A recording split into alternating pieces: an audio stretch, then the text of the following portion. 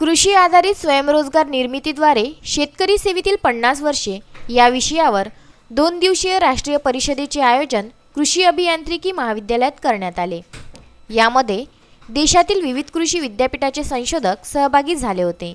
या राष्ट्रीय परिषदेचे उद्घाटन अकोला कृषी विद्यापीठाचे माजी कुलगुरू डॉक्टर VM मायंदे यांच्या उपस्थितीत डॉक्टर पंजाबराव देशमुख कृषी विद्यापीठाचे कुलगुरू डॉक्टर विलास भाले यांच्या अध्यक्षतेखाली पार पडले।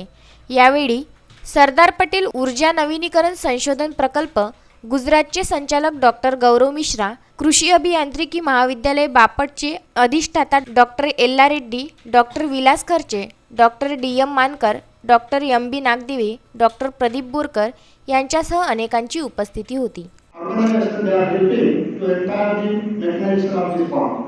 Then another way for the two farm it's very difficult to manage because as these elder brother are sitting here during your days the profit was working these two farm.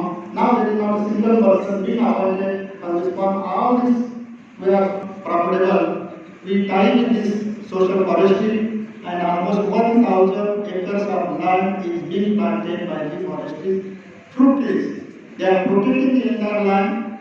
Also, they are devoted. As you have mentioned, that civil engineer they have done the job of this our BTech agriculture, BTech engineering students. Very good, very good. I will mention here the Unnat Bharat Abhiyan. Unnat Bharat Abhiyan is implemented in 2015. Deepak Gavai, Vidarbha news, Akola.